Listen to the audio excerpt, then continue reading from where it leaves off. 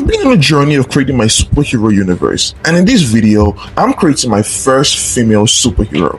I created this character back in high school, and I named her Infinity Girl.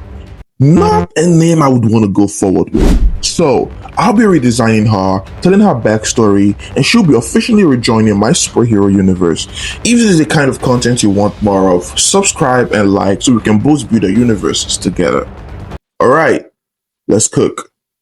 Recreating this character has been the most difficult design for me so far.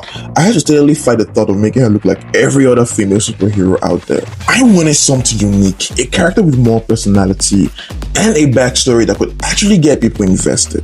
My aim with her backstory is to shape her as a person before a superhero, if that makes any sense. So, with this story of my first female superhero, everything started with two men, Marcus Reed and Nate Walker, polar opposites but best friends. Marcus was quiet, stoic, and principled, while Nate was outspoken and fearless. Both were soldiers, and both were essential to the victory in the Gulf Wars. After the war and the mess that followed, Marcus and Nate started doubting what they were fighting for. The horrors and loss of civilian life made them question everything. Around that time, Aegis was gaining recognition. The organization started as a private research group focused on the sub-gene, but it later evolved into a private military organization. It allied itself with multiple governments, stabilizing war-torn countries and acting like a peacekeeping force. So basically like S.H.I.E.L.D. and Marvel, but more shady and sophisticated. Aegis was tasked with Bogatovia, an Eastern European country locked in an intense civil war. Marcus and Nate, tired of blurry wars tainted by political overreach, saw Aegis as an organization interested in a good fight. So they joined. Because they were exceptional soldiers, they were responsible for shutting down most of the enemy's bases. With Aegis support, they operated with zero civilian casualties.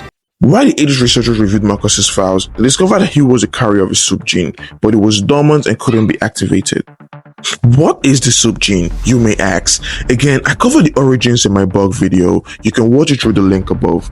But I'm still gonna skim through it because I love you guys. The sub-gene is a phenomenon that happened after random explosions occurred around the world, granting individuals superpowers. There were two types of people that carried the sub-gene, the carriers and the expressors.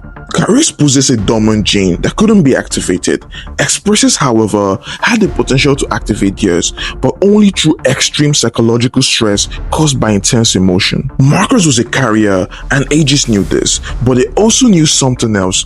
Marcus had a child, and she was an expressor, and she is Kendall Reyes Gonzalez, born to Marcus and his late wife, Isabel Gonzalez.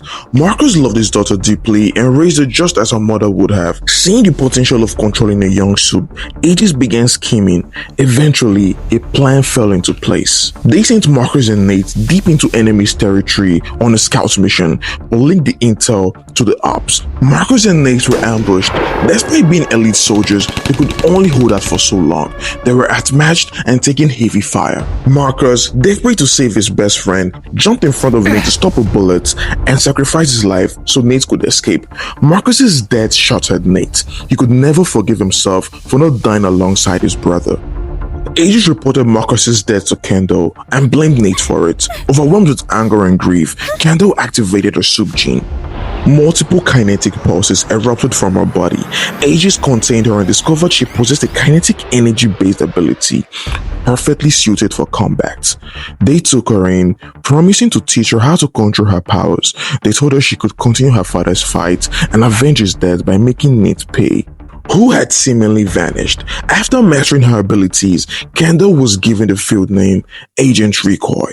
Her powers were devastating. She could control high damage strikes by increasing the kinetic force around her body. She could amplify her physical stats exponentially, enough to take down heavy armor tank on her own. She became the first sub successfully deployed into active combat. She was sent to Bogatovia to finish her father's mission, eradicate the opposition party, and merge the civilian population with the government Aegis had installed. Kendall became Aegis' most valuable assets. She followed orders without doubt, believing Aegis fought the good fight and that Bogatovia could only be stabilized through them. Around this time, Aegis was running an experiment known as Operation Strike. The goal was to create an artificial soup from a human without the sub-gene, and it worked. The result was Viktor Zelenko, a native of Bogatovia, codenamed Blink.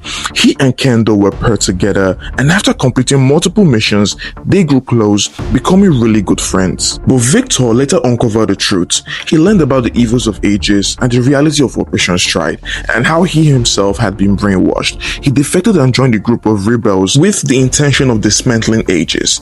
He tried to tell Kendall everything he discovered, but Kendall refused to believe him. Aegis was the organization that comforted her after her father's death. They gave her purpose. To her, Aegis was fighting for Bogotovia's future. With tears in her eyes, Victor left knowing the next time they'd meet would be on the battlefield. Not long after, Kendall encountered a mysterious operative sabotaging Aegis operations. He had no apparent ties to Bogotovia or the Civil War. People called him Wraith. He was so skilled that he could stand his ground against Supes using nothing but guns and raw ability. Not long after, Recoil and Wraith clashed. After a seemingly good battle between the two, Kendall held him down and removed his mask. She froze. It was her godfather, Nate Walker. Consumed by rage, she attacked, unleashing massive shockwaves with an overwhelming force. Nate tried to speak, understanding her anger, but she didn't want to hear it. She overpowered him, prepared to deliver the finishing blow. Then Nate activated a flashbang. The blast blinded her long enough for him to escape. But Nate left something behind, a flash drive. After calming down, Kendall decrypted it, and it was flooded with evidence of Aegis' illegal and horrifying practices. Operation Stride, the setup of her father, the blame placed on Nate. She wouldn't have believed it if she hadn't seen it with her own eyes. She broke down, realizing she had been a puppet in the hands of a very evil but influential organization, and she let go of the tag name Agent and became Recoil. She found Blink, and they teamed up to fight against Aegis and bring them down. Recoil's suit is heavily inspired by metal music, as she's a big fan of such. She has a very shy personality, but is very confident what she puts on her jacket. Recoil's superpower is generating kinetic energy to exponentially increase her physical stats, like super strength, speed, and high leaps. She can also absorb kinetic energy from heavy hits and redirect it. This puts her in the upper echelon of heroes in my universe, and her partnership with Victor Zelenko, aka Blink, is a hero partnership to keep an eye on. So guys, there you have it, my first female superhero. Neverface, Blink, Bug, Recoil. My superhero team is coming together, y'all. Make sure you hit the like and subscribe button if you want to see more of myself and my heroes. I love you guys. Peace.